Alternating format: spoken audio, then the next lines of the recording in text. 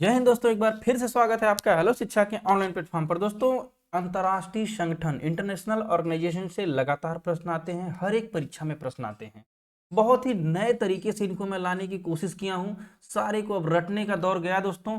अब हम लोग ऐसा पढ़ेंगे, कुछ इस तरह से हम लोग इसको याद करेंगे या समझने की कोशिश करेंगे मैप पर, या चीजों को इस तरह से ग्राफिक्स के माध्यम से मैं एक अलग टेक्नोलॉजी से याद करवाने की कोशिश करूंगा आपको कि ये कभी भूले न। एग्जाम में इनसे बने वाले प्रश्न हमें आए दोस्तों, उन प्रश्नों को हम अगर ये तत्व फैक्ट भूल भी जाएं तो हम याद कर पाएं। तो कैसे करेंगे दोस्तों? तो चलिए शुरू करते हैं। अगर अभी तक चैनल पर नए हैं तो प्लीज चैनल को सब्सक्राइब करिए तथा वीडियो को लाइक करके कमेंट सेक्शन में जय हिंद लिखिए और शुरू करते हैं आज की क्लास को।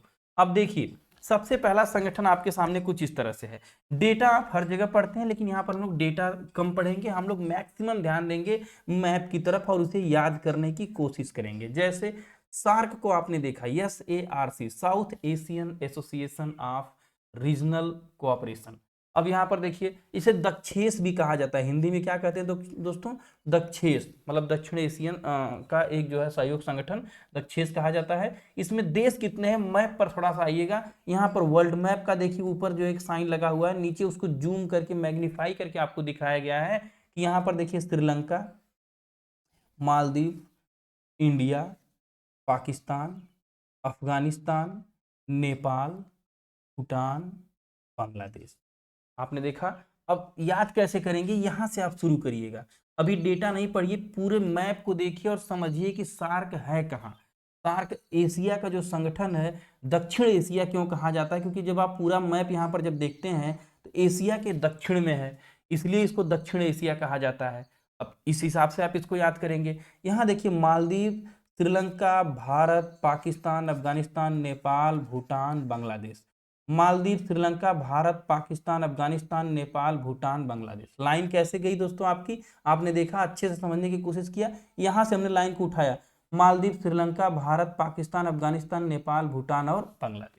इस तरह से हम इसको याद कर पाएंगे एक क्रम में, ताकि आपको समझ में आए कि कैसे हमारे कंट्रीज। अब जैसे जब भारत है तो पाकिस्तान होगा, पाकिस्तान है तो बगल में अफगानिस्तान है, अफगानिस्तान के बाद सीधे हम यहाँ मुड़ गए नेपाल, नेपाल, भूटान, बांग्लादेश। ये दक्षिण एशियाई देशों का एक संगठन है। अब इसका उद्देश्य क्या है, इसका जो है मोटो क्या है, इसका रोल क्या है कि दक्षिण एशिया में क्षेत्रीय सहयोग पर विचार हेतु 7 देशों के साथ स्थापना के बाद में अफगानिस्तान 2005 में इसमें शामिल होता है। पहले इसमें कितने कंट्रीज थे? 7। अब यहाँ पर ये किनारे आप देख रहे हैं जो अफगानिस्तान है, यह 2005 में शामिल होता है। मैप पर देखेंगे ज्यादा दोस्तों, तो अगर ये फैक्ट अभी इसको याद करने की कोशिश ना करिएगा।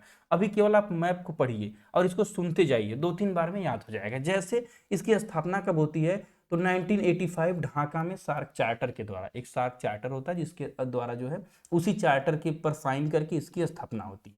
मुख्यालय काठमांडू में है। अब ये कहाँ है? ये नेपाल देख रहे हैं, नेपाल की राजधानी आपको दिखाता हूँ। यहाँ पर देखिए, यहाँ पर लिखा भी है सार्क, SAARC, सार्क का हेडक्वार्टर मुख्यालय नेपाल के काठमांडू में। इसमें सदस्य देश कितने हैं? मैंने बताया पहले कितने थे? 7। बाद में अफगानिस्तान 2005 में आ गया तो कितने हो गए? 8। कितने? कौन कौन? मालदीव, श्रीलंका, भारत, पाकिस्तान, अफगानिस्तान, नेपाल, भूटान, बांग्लादेश। इसको दोस्तों 2-3 बार आप बोलेंगे, याद हो जाएगा। मालदीव, श्रीलंका, भारत, पाकिस्तान, अफगानिस्तान, नेपाल, भूटान, बांग्लादेश। मैप से समझेंगे, आसानी से याद हो जाएगा। सम्मेलन का आयोजन प्रत्येक 2 वर्ष पर होता है। और जो है इसके हेड की बात करें, हालांकि ये सब लोग तो बदलते रहते हैं, मैं इन पे बहुत फोकस नहीं करता कि इनको याद करिए, लेकिन इनको भी अगर आप करंट के पर्पज से देखें तो मिस्टर जो है इसाला रुआन वीराखून इसके जो है सेक्रेटरी जनरल है। हेड का मतलब कि इसके सेक्रेटरी जनरल होते हैं, SG यहाँ पर लिखा गया है। वीराकून, वीराकून 2-3 बार बोलेंगे, ये भी याद हो जाएंगे वीराकून। तो इनको जानते रहिए, लेकिन मेन जो है मकसद आपका कि आप इस मैप को ना भूलिए। मैप पर इसको 2-3 बार बोलिए। मालदीव, श्रीलंका, भारत, पाकिस्तान, अफगानिस्तान, नेपाल, भूटान, बांग्लादेश। यहाँ से लाइन लेते हैं, मालदीव, श्रीलंका, भारत, पाकिस्तान, अफगानिस्तान, नेपाल, भूटान, बांग्लादेश। याद हो जाएगा। ये रहा आपको सार्क का एक लोकेशन।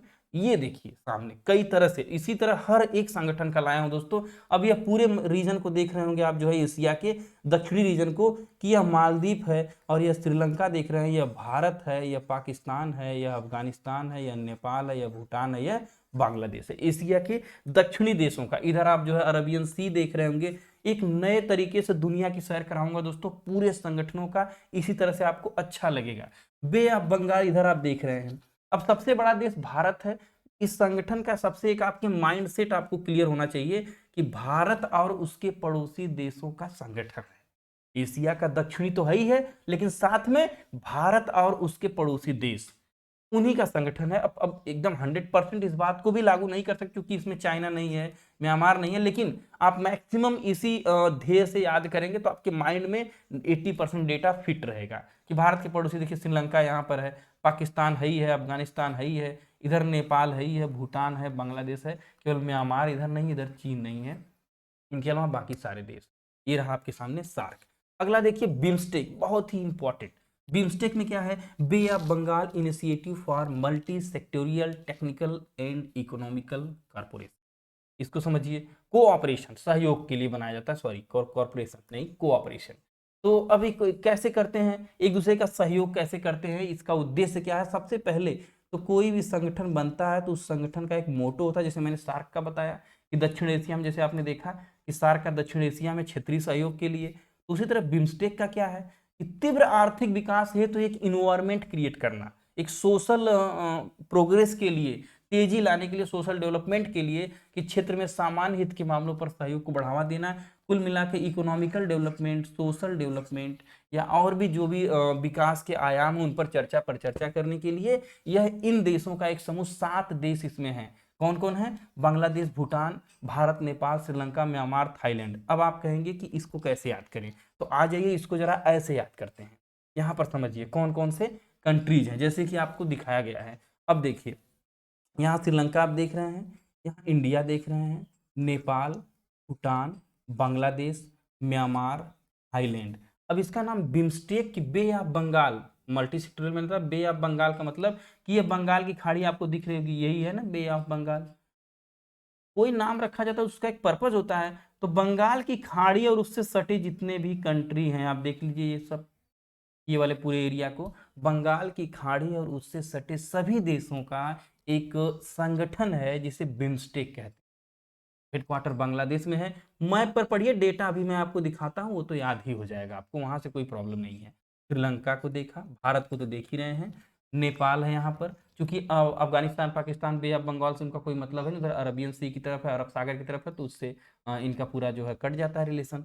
तो थोड़ा मैं यहाँ करता हूँ ऐसे। हाँ, अब ये देख ही रहे हैं, नेपाल का ये है, भूटान, बांग्लादेश, म्यांमार और थाईलैंड भी देखिए यहाँ पर जो है बंगाल की खाड़ी से लगा हुआ है, म्यांमार भी लगा हुआ है, बांग्लादेश भी लगा हुआ है। क्योंकि नेपाल और भूटान भाई भारत के समझ लीजिए कि छोटे भाई भतीजे जैसे हैं, तो इनको भी भारत हमेशा साथ में लिए रहता है, तो भारत के साथ तो ये रहेंगे ही। तो बे ऑफ बंगाल की जितने भी कंट्री थे इनको यहाँ पर दिखाया गया है। अब आइए यहाँ पर समझिए, Bangladesh, Sri Lanka, India, Nepal, Bhutan, Thailand, Myanmar, ये तो मैंने यहाँ पर लगाया ही है। Bay of Bengal initiative for multi sectoral, कई सेक्टर में टेक्निकल कामों के लिए, इकोनॉमिकल कामों के लिए सहयोग, एक दूसरे का कोऑपरेशन के लिए बनाया गया बिम्स्टेक। नाम में बहुत कुछ रखा है, नाम में तो इतना कुछ रखा है कि नाम से ही आपको उसका पूरा मोटो याद आ जाएगा दोस्तों, समझिएगा इसको। तो अब इसके बाद इसके हेड की मुख्यालय तो आप ढाका बांग्लादेश में, आपने को मैंने मैप पर दिखाई दिया। और 1997 1997 में बैंकॉक घोषणा के माध्यम से जो है इसकी स्थापना हुई, एकदम स्पेशल तरीके से 1997 में बैंकॉक घोषणा के माध्यम से इसकी स्थापना होती है। 7 देश इसमें रहते हैं, बांग्लादेश, भूटान, भारत, नेपाल, श्रीलंका, म्यांमार और थाईलैंड। हेड कौन है? मिस्टर तेंजिंग लेकपाल, लेकफेल। तो लेखपाल, लेखपाल याद रखेंगे, लेखपाल बंगा जो है इसी से मामला काम बन जाएगा, भूटान के रहने वाले हैं। लेकफेल जो है इनको याद रखेंगे, बे ऑफ बंगाल के बिम्स्टेक के हेड। तो ये रहा आपके सामने मैप, इसको मैं एक बार क्लियर करता हूँ स्क्रीन को, अगर आप स्क्रीनशॉट भी लेना चाहें तो ले लेंगे, वैसे मैं इसकी पीडीएफ आपको टेलीग्राम पे प्रोवाइड करूंगा। अब आइए समझते हैं अगला संगठन, बहुत ही इंपॉर्टेंट, उद्देश्य और आसियान के बारे में जानिए, मोस्ट इंपॉर्टेंट है। ASEAN association of south east Asian nation. अब वो तो रहा सार्क ने देखा आपने, दक्षिणी एशिया का था, लेकिन साउथ ईस्ट को अभी यहां नहीं हम पढ़ेंगे, अब सीधे हम लोग चलेंगे मैप की तरफ। बिल्कुल, अब ये देख रहे होंगे कि साउथ ईस्ट एशियन का मतलब कि जो दक्षिण पूर्वी एशिया है, मतलब दक्षिण में है। अब अगर ऐसे आप देखेंगे, ये वाला अगर एशिया है तो ये आपको नॉर्थ दिख रहा होगा, यह साउथ दिख रहा होगा, है ना, यह ईस्ट दिख रहा होगा और यह वेस्ट दिख रहा होगा। तो ये वाला एरिया जो एशिया का है, साउथ ईस्ट एशियन नेशन, इसके संगठन को आसियान बोलते हैं। या एशियन बोलते हैं, आसियान बोलते हैं, इसमें कौन कौन से हैं, इनको जरा सा हम ध्यान देंगे, एक बार में याद करने की कोशिश करेंगे। जैसे अब ये भारत का आपको दिख रहा होगा, भारत वाला एरिया यहाँ से आपको, ये भारत का देख रहे हैं ना, पूर्वोत्तर वाला एरिया जो है, अरुणाचल प्रदेश, असम वगैरह, तो यहाँ है। अब यहीं से शुरू हो जाता है, क्योंकि यहाँ तक तो जो है इसमें आ जाएगा आपका बिम्स्टेक को कवर करेगा, या फिर उसको कवर करेगा, सार्क कवर करेगा। लेकिन आसियान को कौन कवर करता है? म्यांमार है, म्यांमार, लाओस, थाईलैंड, है ना, कंबोडिया, आप देख रहे हैं Myanmar, Laos, Thailand, Cambodia, Vietnam, Malaysia. Malaysia के दो द्वीप है, देखिए यहाँ पर भी मलेशिया आपको दिखेगा और यहाँ पर भी मलेशिया दिखेगा, और इसी में आपको इस वाले में सिंगापुर है और इस वाले में ब्रुनोई है, यहाँ पर ध्यान दें। और इंडोनेशिया का तो आप ये देख ही रहे हैं, पूरा एरिया जो है इंडोनेशिया वाला, और फिलीपींस यहाँ पर। तो साउथ ईस्ट एशियन माने दक्षिण पूर्वी एशिया में जो कंट्रीज हैं, उनको यहाँ पर दिखाया गया है। इसको कैसे याद करेंगे? इसको भी सेम उसी क्रम में, म्यांमार देखिए यहाँ से, Myanmar, Thailand, Laos, Cambodia, Myanmar, Thailand, Laos, Cambodia, Vietnam, फिर आएंगे सिंगापुर, है ना, सिंगापुर, मलेशिया, फिलीपींस, ब्रुनोई और इंडोनेशिया। एक क्रम में इस तरह से आप याद करेंगे, मैप देख करके कि कौन किस दिशा में पड़ रहा है, तो याद हो जाएगा। कैसे दोस्तों? Myanmar, Thailand, Laos, Cambodia, Vietnam देख लिया आपने। इसका यहाँ पर फिलीपींस दिख गया आपको, ये फिलीपींस इधर है। फिर नीचे यहीं से आएंगे ब्रुनोई, मलेशिया और सिंगापुर, और नीचे आएंगे इंडोनेशिया। तो ये मैप के हिसाब से जो देश पढ़ रहे हैं, इनको याद करेंगे तो मजा आ जाएगा इससे तो आपको। और मुख्यालय भी बहुत टफ नहीं है, सबसे स्पेशल जगह पे समुद्र के बीच में इन लोगों ने जकार्ता इंडोनेशिया में इसका हेडक्वार्टर बना रखा है, ये तो आप समझ लीजिए। इसके बाद आइए इससे संबंधित कुछ डेटा पे आप ध्यान देते हैं। यहाँ पर तो आप देख ही रहे होंगे, देखिए यहाँ पर भी दिखाया मैंने कि Myanmar, Thailand, Laos, Cambodia, Vietnam. अब ये दो जो मलेशिया वाले, देखिए मलेशिया और ब्रुनोई, और यहीं पर सिंगापुर नीचे आप देख रहे होंगे, इंडोनेशिया इधर है और फिलीपींस यहाँ ऊपर है। जितनी बार मैप को देखेंगे, मैप एक बोलता है दोस्तों कि आप हमें जितनी बार देखेंगे, हम आपको उतनी बार कुछ ना कुछ नया देंगे, यह मैप कहता है, मेरा मानना है, ये जान लीजिए। आसियान को उद्देश्य, फिर वही बात कि इसका मोटो क्या है, कोई भी संगठन बनता है तो उसका एक स्पेशल मोटो होता है, उद्देश्य होता है या रोल होता है, वो काम क्या करता है। एशिया प्रशांत के उपनिवेशी राष्ट्रों के बढ़ते तनाव के बीच पॉलिटिकल यानी राजनीतिक, सोशल जो है सामाजिक स्थिरता को बढ़ावा देने के लिए स्थापित किया गया है। कि मतलब जो एशिया और प्रशांत वाला एरिया आप देखिए ना कि प्रशांत क्षेत्र है जो है, पैसिफिक ओशियन यहाँ पर दिख रहा होगा। तो जो एशिया प्रशांत जो एरिया है, उसमें जो है एक दूसरे के बीच कोऑपरेशन और एक शांति और सामाजिक मुद्दों पर इस पे काम करने के लिए बनाया गया है। आदर्श वाक्य क्या है? इन सभी राष्ट्रों का वन विजन, एक इनका जो है विजन है, वन आइडेंटिटी एक पहचान है, और वन कम्युनिटी एक समुदाय है। यह इनका आदर्श वाक्य, यह भी परीक्षा में पूछता है। One vision, one identity, one community किसका है? आसियान का, association of south east Asian nation. कई बार बोलेंगे, याद जरूर होगा। स्थापना 1967 में आसियान घोषणा पत्र, बैंक या जिसे बैंकॉक घोषणा पत्र भी कहा जाता है, 8 अगस्त 1967 को। संस्थापक राष्ट्र, जैसे होता क्या है कि कोई संगठन बनता है तो शुरुआत में कुछ कम राष्ट्र ही रहते हैं, या फिर कुछ लोग इनिशिएट करते हैं, फिर जैसे जैसे उसकी प्रोग्रेस दिखती है तो और भी राष्ट्र उसमें जुड़ते जाते हैं। तो संस्थापक राष्ट्रों की बात करें तो इंडोनेशिया, मलेशिया, फिलीपींस, सिंगापुर और थाईलैंड, इन लोगों ने मिलकर इसकी स्थापना किया। मतलब आप देखेंगे यहाँ पर तो 1 2 3 4 5 लोग मिलकर इसकी शुरुआत किए थे, Indonesia, Malaysia, Philippines, Singapore, Thailand. और इसके बाद इसमें बाद में लोग जुड़ते जाते हैं, और 10 देश अंत में सदस्य कितने हो जाते हैं? 10। और मुख्यालय जकार्ता मैंने बताया ही। और यहाँ पर फिर से वही list, Myanmar, Thailand, Laos, Cambodia, Vietnam, Singapore, Brunei, Indonesia और फिलीपींस। भारत इसका सदस्य नहीं है, यह मोस्ट इंपॉर्टेंट बात है। यह परीक्षा में भले आसियान की मीटिंग्स वगैरह में भारत भाग ले, या फिर वहां इसको गेस्ट के रूप में बुलाया जाए, लेकिन भारत इसका सदस्य नहीं है। और हेड की बात करें तो डॉक्टर काओ किम हॉर्न कंबोडिया के रहने वाले हैं, ये इनकी फोटो भी है डॉक्टर साहब की। काओ किम याद रखेंगे, काओ किम हॉर्न, ये जो है हेड इसके हैं। तो आइए दोस्तों चलते हैं अगले संगठन की तरफ। उम्मीद है आपको पसंद आ रहा होगा। अगर वीडियो पसंद आ रही है तो लाइक करिए तथा कमेंट में अपनी राय हमें दीजिए। ऐसे ही अगला संगठन आपके लिए है मोस्ट इंपॉर्टेंट, संघाई कोऑपरेशन ऑर्गेनाइजेशन, एससीओ जिसको बोलते हैं। यहाँ पर देखिए एससीओ का ये लोगो है, और एससीओ के मैप को समझिएगा। एससीओ में किनका रोल ज्यादा है उनको भी मैंने दिखाया हुआ है। हाँ, उद्देश्य फिर से वही बात कि कोई भी संगठन बनेगा उसका एक उद्देश्य होगा। यह एक यूरेशियाई राजनीतिक, आर्थिक, सैन्य संगठन है, मतलब एक कह लीजिए कि सेना का संगठन है। सेना मतलब सैन्य संगठन, मतलब इनका आपस में सैनिक अभ्यास वगैरह होता है, या फिर आपस में इनका एक कह लीजिए कि एक ये भी है कि भाई हम एक दूसरे को जो है मिलिट्री वाइज भी सपोर्ट करेंगे। क्यों? अब मैं आगे बताता हूं कि जिनका लक्ष्य क्षेत्र में शांति, सुरक्षा, स्थिरता बनाए रखना है। क्योंकि एक नाटो का आपने सुना होगा, अभी उसको भी इसी तरह से मैं जो है पोस्टमार्टम करके दिखाने की कोशिश करूंगा कि उत्तरी अटलांटिक संधि संगठन जो नाटो है, उसी को काउंटर करने के लिए एएससीओ बनाया गया। ये अलग बात है कि उसके जैसा ये लोग काम कर नहीं पा रहे हैं, क्योंकि इसमें चाइना और भारत में कुछ तनाव रहता है, तो इसलिए एएससीओ अच्छे से अपना वर्क नहीं कर पा रहा, लेकिन फिर भी काम चल रहा है। और आधिकारिक भाषाएं, चूंकि बड़े देश आप देख रहे हैं, रूसिया इसमें है, रूस जो है, चाइना है, इंडिया है, बड़े देश तो यही है। फिर उसके बाद कजाकिस्तान है, लेकिन सबसे बड़े की बात करें तो भाई इधर रूस है, उधर चाइना है। तो अब ये सेंटर में पड़ जाते हैं, तो इन्हीं की भाषा इस पे मेन चलती है, रूसी और चीनी इसकी ऑफिशियल लैंग्वेज है। अब आइए थोड़ा सा मैप की तरफ देखते हैं, तब आपको मजा आएगा कि कैसे क्या है। अब ये देखिए इतने कंट्रीज है, कौन कौन से आप देखें, सबसे बड़ा तो रूस आप देख ही रहे हैं, रूस, फिर चीन, और इसकी जो है हेडक्वार्टर बीजिंग में है, संघाई का या सीओ का, इसको भी आप जानते रहिएगा। अब यहाँ देखिए कजाकिस्तान, उज्बेकिस्तान, किर्गिस्तान, तुर्कमेनिस्तान और पाकिस्तान, मतलब जो मध्य एशियाई कंट्री हैं वो लगभग इसमें सभी हैं, और इंडिया तो है ही है। तो आप देखिए तीन बड़े देश कौन कौन से, इंडिया, चाइना और रूस, तीन बड़े देश आपने याद कर लिए। भाई संघाई में है, चाइना में संघाई, संघाई तो का नाम लेते ही आपके बीजिंग चीन आपके दिमाग में आ जाता है, तो बिल्कुल। तो चीन के अगल बगल बड़े देश कौन से हैं, इधर ऊपर चीन, रूस और नीचे इंडिया, और बगल में बात करेंगे तो मध्य एशियाई कंट्री जो है, जैसे कजाकिस्तान, किर्गिस्तान, उज्बेकिस्तान, तुर्कमेनिस्तान और इधर पाकिस्तान। तो यह सभी देश जो है, कुल 8 देश इसमें वर्क करते हैं। एक जो है 9वें की बात भी हो रही है, ईरान इसमें 2023 में शामिल होने के लिए तैयार है। अब यहाँ पर आप अगर डेटा की बात करें तो डेटा यहाँ पर आप देख रहे होंगे, हाँ जो है स्थापना 2001 में बनाया गया, एससीओ चार्टर 2000 वर्ष 2002 में हस्ताक्षर इस पर किया जाता है, और 2003 से इसे लागू कर दिया जाता है।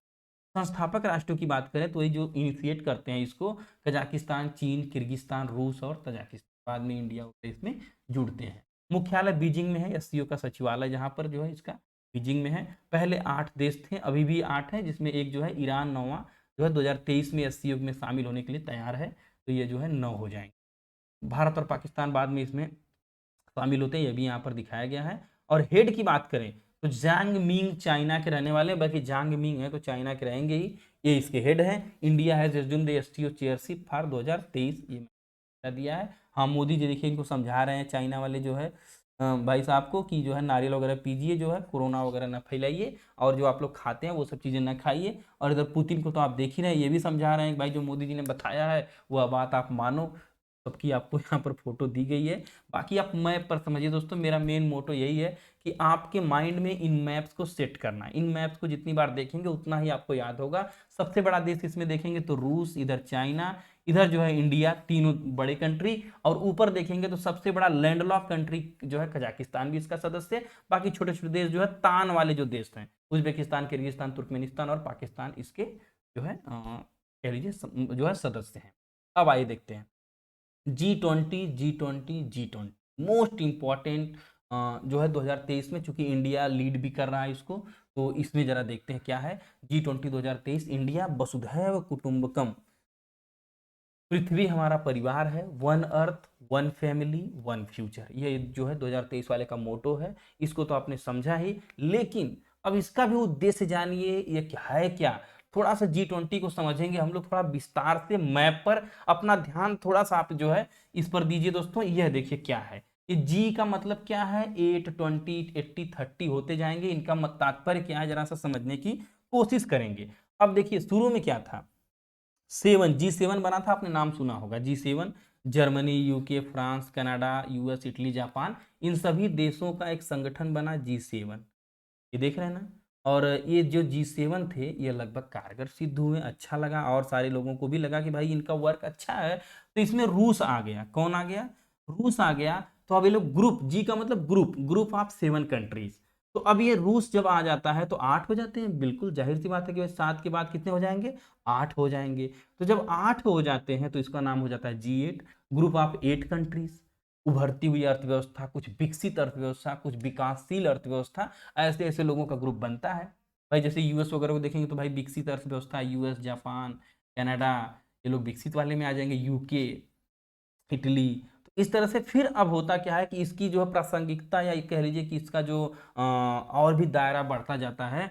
तो इसमें और तुर्की वगैरह, जब तुर्की, यूरोपियन यूनियन जो है, Argentina, Brazil, south Korea, Mexico, China, Indonesia, Saudi Arabia, Australia और साथ में अपना भारत यानी इंडिया भी, और साउथ अफ्रीका, ये सब जब शामिल हो जाते हैं तो यह टोटल ग्रुप बन जाता है 20 देश। This is called the G20, the group of 20 countries develop and developing. भाई कुछ डेवलपिंग है जैसे इंडिया वगैरह, विकासशील देश में इंडिया देखेंगे, साउथ अफ्रीका विकासशील है, और कुछ विकसित हैं। तो इनको जो है टोटल को ग्रुप ऑफ 20 कहा जाता है। मतलब G20, G7 अगर आप अभी तक सोच रहे हैं कि क्या है, तो ये जी का मतलब ग्रुप, और कितने देश हैं, 7 थे। तो जब 7 देश थे तो इसी को 7 कहते थे हम लोग। 8 देश हो गए तो 8 कहा गया जब रूस आ गया तो, और अब 20 देश हो गए तो G20 कह रहे हैं हम लोग। मैप की बात करेंगे तो देखिए पूरे विश्व पर फैला हुआ, ये विश्व का मैप आपके सामने रखा हूं। अभी डेटा पर आऊंगा, ये जो डेटा आपको अभी याद करवाऊंगा, फिलहाल आपको थोड़ा मैप घुमा करके आपके माइंड में G20 की एक इमेज क्रिएट करने की कोशिश कर रहा हूं, उस पर ध्यान दीजिए। थोड़ा सा मैप पर फोकस करिए दोस्तों, मजा आ जाएगा आपको। जैसे आप देख रहे होंगे कि यहाँ पर जो रेड वाला जितना भी एरिया आपको दिख रहा है, जितना भी कलर एरिया, ऑरेंज कलर में कलर एरिया दिख रहा है, वह सब G20 से आच्छादित कंट्री है। देखिए G20 country plus European union भी इसमें है, एक संगठन भी इसमें है, यूरोपियन यूनियन।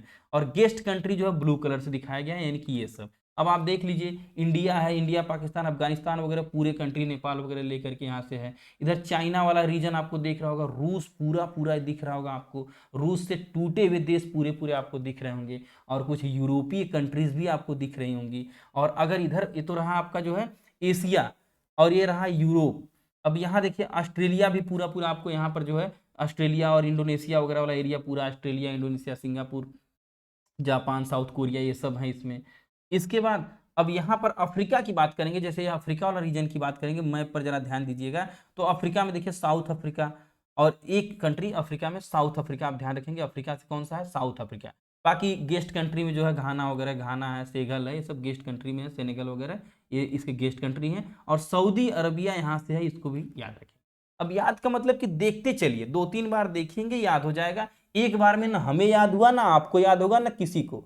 2-3 बार देखेंगे याद होगा। कैसे याद होगा अभी मैं वो भी आपको बताऊंगा। जब एक बार पूरा आप पढ़ लेंगे, पूरा मैप को माइंड में सेट कर लेंगे, तो क्विक रिवीजन और कैसे चीजों को याद करनी है वो भी आपको पूरा आइटम दिया जाएगा। अभी देखिए इटली वाला, यूरोप में देखिए Italy, Germany, UK, France, Spain है। और इधर बात करें उत्तरी अमेरिका की, ये उत्तरी अमेरिका वाला जो है आपको कॉन्टिनेंट दिख रहा है। तो कनाडा, यूएस और मैक्सिको, 3 सबसे बड़े देश हैं, कनाडा, यूएस और मैक्सिको। और अगर दक्षिण अमेरिका की बात करें तो ब्राजील और अर्जेंटीना इसको कवर करते हैं। ये तो है G20 के कंट्रीज। मतलब आप ये मान लीजिए कि अब आप इसको जब देख लिए होंगे, तब आप डेटा में जब बोलूंगा तो आपको लगेगा कि नहीं, हाँ बात सही कह रहे हैं। कैसे कि G20 का गठन वर्ष 1999 के दशक के अंत तक वित्तीय संकट की पृष्ठभूमि में किया गया। मतलब जो फाइनेंशियल प्रॉब्लम थी, तो उससे निपटने के लिए इसका जो है एक काम किया जाता है, इसको बनाया जाता है, जिसमें विशेष रूप से पूर्वी एशिया के और दक्षिण पूर्वी एशिया को प्रभावित किया था। इसका उद्देश्य मध्यम आय वाले देशों को शामिल करके वैश्विक वित्तीय स्थिरता को सुनिश्चित करना था। मतलब पूरे विश्व की जो फाइनेंशियल प्रॉब्लम थी, या फिर जो है फाइनेंशियल स्टेबिलिटी लाने की एक प्रयास था G20 के। अब यहाँ पर मोस्ट इंपॉर्टेंट डेटा कि जो है देशों में दुनिया की 60% आबादी G20 कवर करता है। आप कहेंगे कैसे, आप देख लीजिए कोई मैप का कोई ऐसा कॉन्टिनेंट बचा है। अब यही अगर अफ्रीका वालों की बात छोड़ दें, केवल ये जो अफ्रीका महाद्वीप है, तो लगभग लगभग सारे महाद्वीप को पूरा पूरा कवर कर रहा है। आप देख रहे हैं लगभग मैक्सिमम कवर कर रहा है। तो 60% पॉपुलेशन ये जो है कवर करता है G20। वैश्विक जीडीपी का 80% है। क्यों है, आइए देखिए। ये देखिए वैश्विक जीडीपी का 80% क्यों नहीं होगा भाई, इसी में अमेरिका है, इसी में कनाडा है, मैक्सिको है, ब्राजील है, इतनी बड़ी जो है अर्थव्यवस्था आपका, रूस, चाइना, अपना भारत, ऑस्ट्रेलिया। तो 80% जो है वैश्विक जीडीपी। और व्यापार जो है 75% जो है, सबसे बड़ा बाजार भाई जो है 75% इसमें व्यापार शामिल है। बहुत बड़ा संगठन। स्थापना 26 सितंबर 1999 में, जैसा कि मैंने शुरू में बताया कि G7 के रूप में हुई थी। और रूस बढ़ा तो 8 हो गया, बाकी कंट्रीज बढ़े तो 20 हो गया। संस्थापक राष्ट्र कौन कौन थे, 7 लोग जो स्थापना के समय में थे, Canada, France, Germany, Italy, Japan, UK और जो है यूएस से। तो ये तो बहुत रेयरली पूछता है। मेनली ये पूछेगा आपसे कि इसकी स्थापना कब हुई थी, शुरू में इसका नाम क्या था, बाद में G8 में कौन शामिल हुआ, ये डेटा। मुख्यालय अस्थायी रहता है, जो भी इसको लीड करता है वो इसका मुख्यालय मानिए। जैसे भारत इसमें लीड कर रहा है तो G20 भारत जो है पे इसका सारा सब कुछ होगा। अब 20+ कंट्री हैं। अब ये तो मैं नहीं कहूंगा कि आप 20 को याद करिए, लेकिन एक बार आप सुन लीजिए, अर्जेंटीना, ऑस्ट्रेलिया, ब्राजील, कनाडा, चीन, यूरोपियन यूनियन एक संगठन भी इसमें रहता है, याद रखिएगा, ये इंपॉर्टेंट है।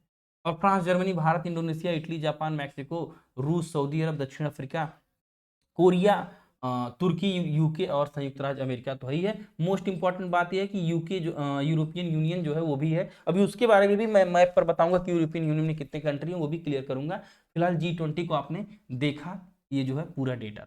क्या क्या इसमें मोस्ट इंपॉर्टेंट है, थोड़ा इस पर मैं ज्यादा ही समय देना चाहूंगा दोस्तों। इसका गठन 1999 में होता है। आबादी 60%, 80% GDP को कवर करता है। 75% व्यापार इसमें शामिल है, मतलब 75% पूरे विश्व का व्यापार जो है, वैश्विक व्यापार इन कंट्रीज में होता है। और स्थापना 1999 में G7 के रूप में होती है। 7 देश मिलकर इसे शुरू करते हैं। और इस साल जो है 2023 में भारत में इसका जो है आयोजन होने वाला है। वसुधैव कुटुंबकम। थीम क्या है, one earth one family one future.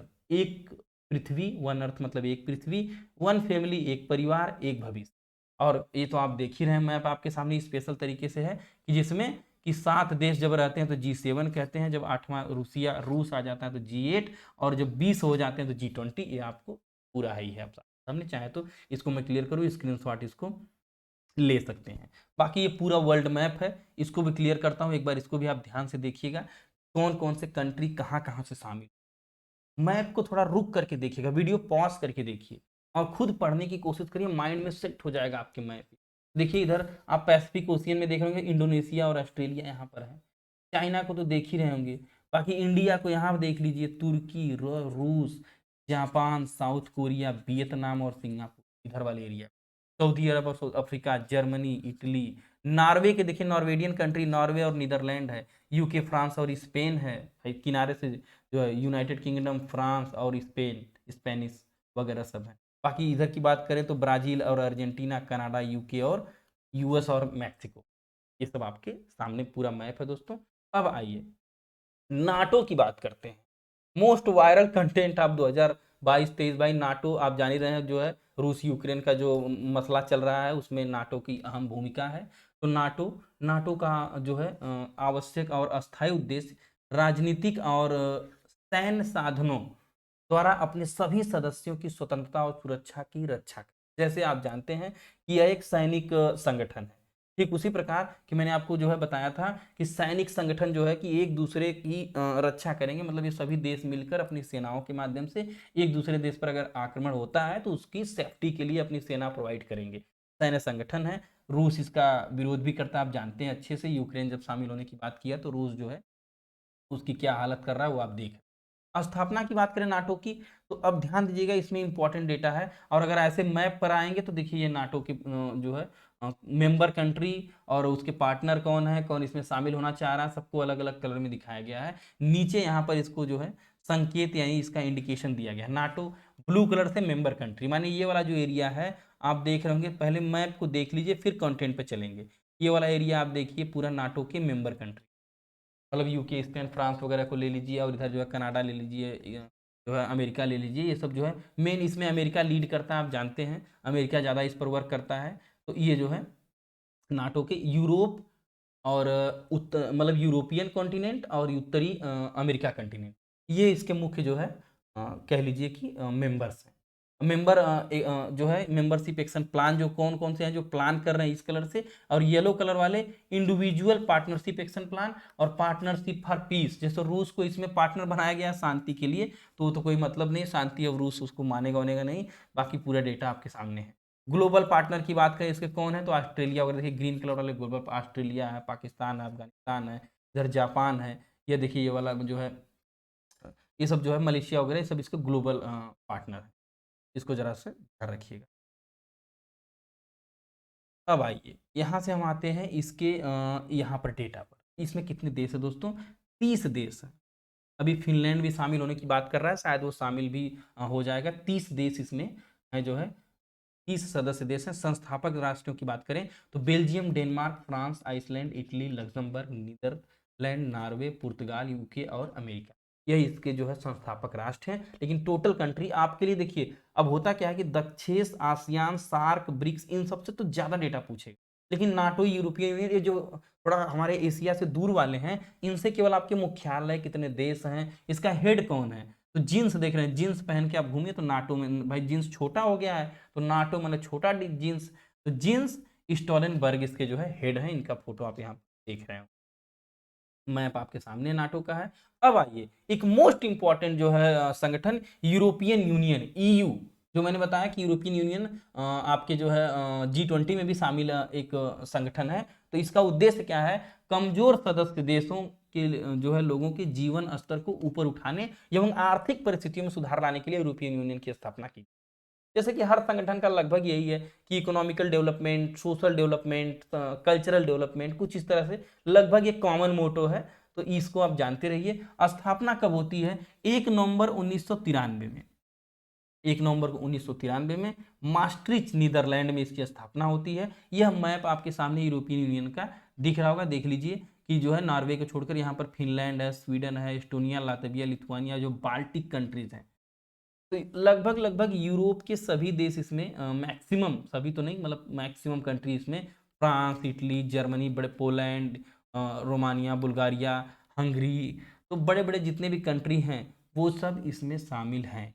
कुल कितने देश हैं दोस्तों, 27। अब 27 तो आप याद कर नहीं सकते, उसको याद करने की जरूरत भी नहीं है। मुख्यालय कहाँ पर है, ब्रुसेल्स, बेल्जियम में इसका मुख्यालय है। और वर्ष 2016 में यूके, एक हाँ ये याद रखिएगा कि ब्रेग्जिट की घटना, तो जो यूरोपियन यूनियन का ये जो संगठन है, इससे 2016 में ब्रिटेन बाहर निकल, ब्रिटेन, ये देखिए ब्रिटेन को इसमें नहीं दिखाया गया, ये वाला, ये जो ब्रिटेन देख रहे हैं ना आप मैप पर देखिए, ये जो है ये वाला ब्रिटेन का एरिया है। यह 2016 में कहता है भैया हम आपके साथ नहीं रहेंगे, हम जा रहे हैं, अब हम न खेलब, मतलब ये कहता है मैं इसमें अब नहीं रहूंगा। तो ब्रिटेन जो है एक जनमत संग्रह के माध्यम से जो है यूरोपियन यूनियन से त्याग पत्र दे दिया। इस घटना को पत्रकार या न्यूज में जो है, भाई पत्रकार एक नया शब्द दे ही देते हैं, जानते ही हैं, तो मीडिया वालों ने ब्रेग्जिट ब्रेग्जिट कहना शुरू किया, ब्री से ब्रिटेन और एग्जिट से बाहर, PR से ब्रिटेन, ब्रिटेन का बाहर होना, इसी को ब्रेग्जिट नाम से पूछता है कि ब्रेग्जिट क्या है।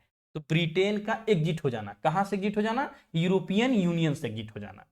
27 देश हैं। अब बाकी इसके हेड की बात करें तो उर्सुला वान डीर लियन इसके हेड हैं, ये लोग बदलते रहते हैं, इनको भी आप एक बार देखिएगा। बाकी मेन आप मैप पर देखिए कि यूरोपियन यूनियन है क्या।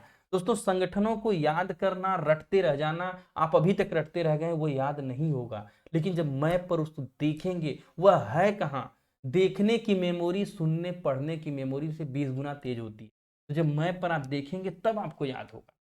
अब आपके सामने ब्रिक्स देखिए, ब्राजील, रसिया, चाइना, इंडिया, इंडिया, चाइना और साउथ अफ्रीका, ब्रिक्स को देखिए कैसे ब्रिक्स का लोकेशन पूरे वर्ल्ड मैप पर है, इसमें कितने सदस्य देश हैं, क्या है, आइए इसको समझने की कोशिश करते हैं। तो 5 देश इसके सदस्य रहते हैं अग्रणी उभरती अर्थव्यवस्थाओं में, जिसमें ब्राजील, रूस, भारत, चीन, दक्षिण, ब्रिक्स, BRICS, नाम बहुत जबरदस्त रखा गया है, याद करने में तनिक समस्या नहीं है। विद्यार्थियों के, कंपटीशन वाले विद्यार्थियों की समस्याओं को सॉल्व करने के लिए ट्रिक बनाकर इसका नाम रखा गया है, यही एक चीज हमें इसमें पसंद आई। B से ब्राजील, R से रूस, I से इंडिया, C से चाइना, S से साउथ अफ्रीका। ये तो आप लगभग जानते ही होंगे, इसमें कोई नई बात नहीं है। थोड़ा सा मैप पर आते हैं दोस्तों, ये देखिए जो वर्ल्ड मैप आपके सामने है, बार बार विश्व का जो ये नक्शा आप देख रहे हैं, इसको समझने की कोशिश करिए, हर एक संगठन के लिए महत्वपूर्ण है। जैसे अब आप देखिए यहाँ पर ये साउथ अफ्रीका दिख रहा है, बिल्कुल दिख रहा है, दक्षिण अफ्रीका, अफ्रीकन महाद्वीप से दक्षिण अफ्रीका, जो है अमेरिकन महाद्वीप से दक्षिणी अमेरिका से आप यहाँ पर देख लीजिए, जो है कि दक्षिण अफ्रीका से दक्षिण अमेरिका से ब्राजील, ब्राजील वाला ये देख रहे हैं जो रियो डी जेनेरियो गलत यहाँ होता है, ब्राजील का जो है।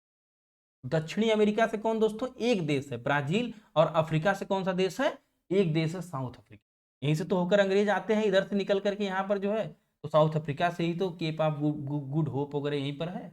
यह लोकेशन आप इसको तो जान ही रहे होंगे, अच्छे से पहचान रहे होंगे। और ब्राजील वाला लोकेशन जान रहे हैं, जहाँ रियो डी जेनेरियो शहर है, जहाँ पर ब्राजील वाला एरिया, इसको तो आप याद रखिए इन दोनों को। अब आइए इधर अपनी तरफ आ जाइए, अपना वाला एरिया तो भाई अपना जो है अपना गांव इधर एशिया वाला है, इसको जान ही रहे हैं, भारत और चीन बीच में आप देख रही हैं चमगादड़ वाली स्थिति, हाँ बिल्कुल, और रूस सबसे बड़ा इधर कंट्री रूस।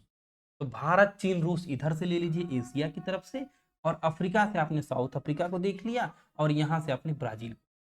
यह जो है 5 कंट्री, और पॉपुलेशन इनकी लगभग 3.6 बिलियन है, और एरिया भी 39.7 जो है million square kilometre, GDP 16.8 trillion. मतलब एक बड़ी कह लीजिए ये भी बड़ा ग्रुप है, भले 5 ही देश हैं तो क्या, क्योंकि 5 अच्छी खासी उभरती अर्थव्यवस्था के। ब्रिक्स का उद्देश्य जो है, ब्रिक्स की चर्चा जो है 2001 में गोल्डमैन सच के अर्थशास्त्री जिम ओ नील ने किया था। किसने? जिम ओ नील को याद रखेंगे, ये पूछा है कि ब्रिक्स की संकल्पना किसने की थी, तो जिम ओ नील द्वारा। ब्राजील, रूस, भारत और चीन की अर्थव्यवस्था वो के लिए जो है विकास की संभावना की एक रिपोर्ट दिया था। इन्होंने कहा था कि जो है ये लोग अगर एक साथ मिलते हैं, ऐसे काम करते हैं, तो इनका डेवलपमेंट होगा। शुरुआत में किसके लिए? ब्राजील, रूस, भारत और चीन के लिए। बाद में साउथ अफ्रीका भी इसमें शामिल हो जाता है। और स्थापना इसका ब्रिक्स शिखर सम्मेलन 2009 में एक रूस के जो है एकतरीनबर्ग में इसकी जो है, रूस में, कि सबसे बड़ा कंट्री रूस है, तो रूस देखिए कुछ भी होता है तो उसका एक रीजन होता है। रूस के एकतरीनबर्ग में इसकी स्थापना होती है, मुख्यालय याद रखिएगा। इसके बाद जो है सम्मेलन जो है सम्मेलन की अवस्था प्रतिवर्ष जो है कालक्रम के अनुसार होती है। कालक्रम क्या है कि BRICS, अब इसी के अनुसार इसकी अध्यक्षता होती है। कैसे याद करेंगे? 21 में 1 नंबर पे भारत, 21 याद रखिएगा, 21 में भारत अध्यक्ष था। तो बस सीधी सी बात है, जब 21 में भारत अध्यक्ष है तो 22 में कौन होगा? चाइना, 23 में साउथ अफ्रीका, फिर 24 में ब्राजील, फिर रूसिया, ऐसे क्रम से चलता रहेगा। 21 में भारत था, बस ये बात आप लोग याद रखिएगा, इसको ध्यान दीजिए। यह आपके सामने। अब अगला इंपॉर्टेंट संगठन है, इसको मैं एक बार स्क्रीन को क्लियर कर दूं, इसका आप भी स्क्रीनशॉट ले लीजिए। पसंद आ रहा है वीडियो तो लाइक जरूर करें दोस्तों, कमेंट में अपनी राय हमें जरूर दीजिएगा कि कैसा लग रहा है। द कॉमनवेल्थ, जिसका नाम कॉमनवेल्थ भी आप लोग जानते हैं, और द कॉमनवेल्थ, कॉमनवेल्थ है क्या, आज अच्छे से समझिए इसको। राष्ट्रमंडल हिंदी में इसको कहते हैं। 56 देशों का एक संगठन है। कितने देशों का दोस्तों? 56 देशों का, जिसमें मुख्य रूप से पूर्व में ब्रिटिश उपनिवेश रह चुके हैं। अब अभी तक अगर आप ये नहीं जानते हैं कि कॉमनवेल्थ है क्या, कॉमनवेल्थ किस मतलब संगठन का नाम है, या फिर कॉमनवेल्थ क्यों कहा जाता है, तो उसको अच्छे से समझ लीजिएगा बार बार। देखो बाकी सारे संगठन एक अलग तरीके से हैं। ये सब संगठन जितने भी आपने देखा, इन सब संगठन को बनाया गया है, बाद में बनाया गया है, इनका एक अलग उद्देश्य है। लेकिन कॉमनवेल्थ का एक डिफरेंस उद्देश्य है। कैसे? कि यह 56 देशों का संगठन है, जिसमें मुख्य रूप से पूर्व में ब्रिटिश के उपनिवेश रह चुके। उपनिवेश का मतलब कॉलोनी, मतलब जिन देशों को अगर एक वैसी भाषा में कहें, सीधी सीधी भाषा में, तो जिनको ब्रिटेन ने बिना घुमाए फिराए मलाई मक्खन लगाए, तो जिन देशों को ब्रिटेन ने गुलाम बनाया था, उन्हीं देशों का यह संगठन है दोस्तों। उन्हीं देशों का एक संगठन है। यह एक उपयुक्त प्रासंगिकता को बरकरार रखता है। किसको? कि जिनसे ब्रिटिश साम्राज्य के विघटन के बाद भी समय के साथ इसे कायम रखा है। मतलब कि ब्रिटिश साम्राज्य जो देखिए कहां पर ब्रिटेन वाले कहां कहां तक फैले थे। यह मैप आपके सामने बार बार ला रहा हूं कि इस मैप के हिसाब से कि कहां कहां पर ब्रिटेन वाले फैले थे, कहां किन देशों को इन्होंने उपनिवेश बनाया था, तो उन देशों का मैक्सिमम वो सारे देशों को ही कॉमनवेल्थ कंट्रीज कहा जाता है। यह आप जानते रहिए। कॉमनवेल्थ क्या है? कि ऐसे कॉमन कंट्रीज जिन्हें ब्रिटेन ने अपना उपनिवेश बनाया था, कॉलोनी बनाई थी, या गुलाम बनाया था। उद्देश्य क्या है इनका? समृद्ध लोकतंत्र और शांति में साझा लक्ष्यों की दिशा में काम करना। भाई लोकतंत्र और समृद्ध जो है शांति में इसको काम करने के लिए 1949 में लंदन घोषणा पत्र द्वारा इसकी स्थापना होती है। लंदन यूके में, भाई ब्रिटेन का है तो लंदन यूके में इसका हेडक्वार्टर होगा, जाहिर सी बात है। राष्ट्रमंडल में प्रमुख वर्तमान में महाराज चार्ल्स, भाई जो ब्रिटेन के राजा रहेंगे वही इसके हेड रहेंगे, क्योंकि वैसा कंट्री भी है। और उसके बाद जो इसके सचिव की बात करें तो पैट्रिसिया स्कॉटलैंड, इनको जानिए, जो इनका फोटो आपको मैंने यहाँ दिया है। अभी मैप पर ले चलते हैं, इसमें भी बर्मिंघम 2022 में होता है कॉमनवेल्थ गेम्स। अभी होता क्या है कि जो ये अब 56 देश मिलकर के जो काम करते हैं एक साथ इस संगठन के माध्यम से, उसी को कॉमनवेल्थ गेम्स कहेंगे, कॉमनवेल्थ मीटिंग कहेंगे। मतलब एक कॉमनवेल्थ गेम्स इसी का एक जो है कॉमनवेल्थ द्वारा कराया जाने वाला एक इवेंट है, यह समझ लीजिए। तो अब ये देखिए ब्रिटेन इतना छोटा सा देश आपको दिख रहा होगा, हाँ बिल्कुल एकदम पिद्दू सा, और इतने बड़े बड़े कंट्रीज पर यहाँ यहाँ आकर के इन अंग्रेजों ने राज किया। राज ही नहीं, इनको टॉर्चर किया, लूटा मारा खसोटा। क्या अभी अभी अपने भारत की आप हिस्ट्री, मॉडर्न हिस्ट्री पढ़ते हैं तो देखते हैं ना कितना अच्छा अच्छा काम इन लोगों ने किया, वो तो आप अच्छे से जानते हैं। तो सेम वही हालत हर जगह रही होगी। अफ्रीका से दासों को खरीदा बेचा, और भारत की भी दशा आपने सोने की चिड़िया से इसको क्या ही बना दिया, क्या ही कहें। ऑस्ट्रेलिया की दशा वही है, हालांकि जो बाद में उभर गए, थोड़ा सा जल्दी आजादी जिनको दे दिया वो उभर गए, और जिनको बाद में दिया उनकी दशा ज्यादा खराब हुई। कनाडा वगैरह भी वही, इन्होंने अपना इनको भी गुलाम बनाया। तो ब्रिटेन की जो है देखिए यहाँ पर दिया है कॉमनवेल्थ नेशन मेंबर, ब्रिटिश जो है ओवरसीज टेरिटरी, जो समुद्र में जो ब्लू कलर से दिख रही है, ये ब्रिटिश की जो समुद्र में जो टेरिटरी है, समुद्र में जो इनकी यूटी है, इसको जरा आप देखिए। ये पूरे कंट्रीज हैं कॉमनवेल्थ के, इनको याद रखिए। 56 देश मैं याद नहीं करवाऊंगा, 56 देश याद करना कोई मतलब भी नहीं है, वो प्रश्न में नहीं आता है। लेकिन वर्ल्ड मैप पे आप यह देखने का, आपको एक मेरा दिखाने का मोटो है कि आप यह समझ पाए कि कॉमनवेल्थ में कौन कौन से कंट्री आते हैं। आप देख लीजिए यहाँ से, भारत पाकिस्तान भाई दोनों थे। भारत था तो पाकिस्तान बाद में टूटता है तो जो बनता है, तो ब्रिटेन के उपनिवेश थे ही। अफ्रीका में आप देखिए नाइजीरिया वगैरह, दक्षिण अफ्रीका वगैरह, इधर देखिए जोम्बिया जो है, जोम्बिया जुम्बाम्बे, केन्या, तंजानिया वगैरह अफ्रीका के देश पूरे रहते हैं, नामीबिया वगैरह। इधर कनाडा है, इधर देख लीजिए। इधर की बात करें आए तो गुयाना है। इधर की बात करें तो देखिए यहाँ पर भी सिंगापुर वगैरह, ब्रुनोई है। यहाँ से ऑस्ट्रेलिया को तो देख ही रहे हैं आप, न्यूजीलैंड वगैरह। तो इन यहाँ तक जहाँ जहाँ कुल मिला के ये जो है समुद्री संसाधन, और जहाँ जहाँ अच्छे अच्छे संसाधन थे, जो एक तरह से कह लीजिए कि धन धान, जहाँ पर प्रॉस्पेरिटी ज्यादा थी, उनको इन्होंने गुलाम बनाया। अब जब वो इनका उपनिवेश टूट गया, तो उनको एक संगठन बना दिया कॉमनवेल्थ, और लॉलीपॉप दे दिया कि हम आपका विकास करेंगे, इसके माध्यम से हम लोग एक मंच पर आकर के आपको डेवलप करेंगे, आप पर हम ध्यान रखेंगे। कुछ ध्यान नहीं रखेंगे। ये पूरा आपके सामने मैप है दोस्तों कॉमनवेल्थ का, इसको समझिए। कॉमनवेल्थ क्या था, मुझे उम्मीद है आप समझ पाएंगे। अब क्योंकि सारे का तो मैंने आपको लगभग बताया, अब कुछ इंपॉर्टेंट संगठन और उनके हेडक्वार्टर याद करवा दो, क्योंकि सारे का उस तरह से दे पाना एक लंबा वीडियो हो जाएगा। फिर भी अगर आप लोग कहेंगे तो जैसे यूएनओ है, यूएनओ का मैं एक वीडियो अभी क्लास लाने के उस चक्कर में हूँ कि उस तरह का ले आऊँ। अगर इस पर आपको लोग का अच्छा रिस्पांस मिला तो वो भी मैं लाऊंगा। बाकी मैक्सिमम ऑर्गेनाइजेशंस और उनके हेडक्वार्टर, ऑर्गेनाइजेशन का नाम और उसका शॉर्ट फॉर्म क्या है, कब वो उसकी स्थापना हुई है, उसके हेडक्वार्टर क्या है, उसका लोगो क्या है, वो मैं आपको बताने की कोशिश करता हूं। तो यूएनओ को आप जानते हैं 1945 न्यूयॉर्क में। अब इसको भी देखिए, यहां पर मैंने क्या किया है कि एक शहर में जितने हैं भाई, हैं तो बहुत सारे, लेकिन जो इंपॉर्टेंट है उन्हीं को मैंने शामिल किया है। तो यूएनओ और यूनिसेफ, यू से दोनों है, यू दोनों न्यूयॉर्क में, याद रखिएगा कैसे, यूएनओ यूनिसेफ, न्यूयॉर्क न्यूयॉर्क। अब जिनेवा बहुत फेमस है, बार बार देखते होंगे जिनेवा जिनेवा जिनेवा, कुछ भी हो जिनेवा। तो जिनेवा को एक साथ पढ़ लीजिए। पहले तो देखिए इतने में जिनेवा है, कहाँ कहाँ है। इसका ट्रिक सीधा से समझिए कि जिनमें जिनमें लास्ट में, शुरू में लगभग डब्ल्यू और लास्ट में ओ, जैसे ओ ओ ओ ओ, देख रहे हैं ना। International organization for standardization, ISO जिसको बोलते हैं, 1947 में जिनेवा में है। World health health organization WHO, 1948 Geneva में मुख्यालय। International labour organization ILO Geneva में। World trade organization WTO Geneva में। ओ ओ ओ जिसमें लगा है ये सब जिनेवा में मैक्सिमम, आप इतना ध्यान रखेंगे। या डब्ल्यू ओ जिनमें लगा है वो भी जिनेवा में है, ये आपके माइंड में सेट होना चाहिए।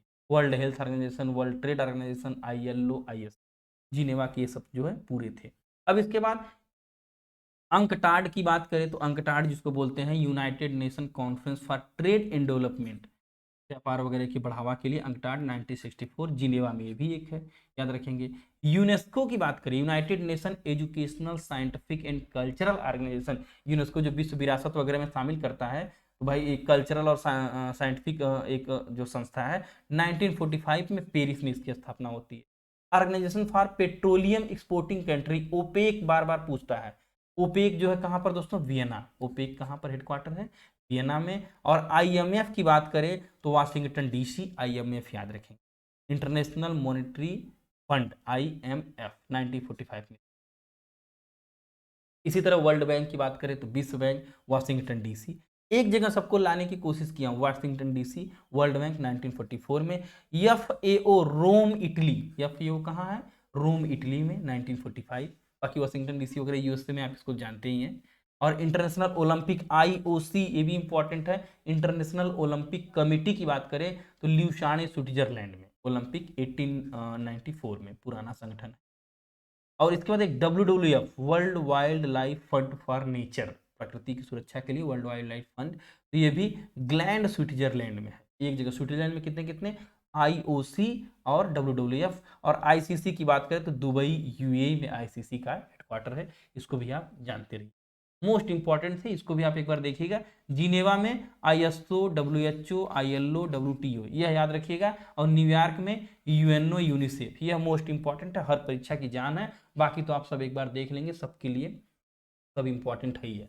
पसंद आई हो अगर दोस्तों ये वीडियो, तो चैनल पे लाइक करिए इस वीडियो को, और कमेंट में अपनी राय जरूर दीजिए, ताकि हम ऐसे वीडियो और आपके लिए बना सके। टेलीग्राम चैनल है, स्कैन करिए और ज्वाइन करिए। अधिक से अधिक दोस्तों तक ग्रुप में इस वीडियो को शेयर करिए। बहुत मेहनत लगती है ऐसे कंटेंट तैयार करने में, और लगातार हेलो शिक्षा आपके लिए तैयार करके लाता भी रहेगा। तथा अभी तक सब्सक्राइब नहीं किया तो प्लीज सब्सक्राइब कर बेल आइकन दबाइए, ताकि हमारी हर एजुकेशनल वीडियो स्पेशल तरीके से आप तक पहुंच सके। तथा पीडीएफ भी आपको टेलीग्राम चैनल पर प्रोवाइड कर दिया जाएगा। मिलते हैं इसी तरह किसी इंटरेस्टिंग सेशन में। जय हिंद, जय भारत।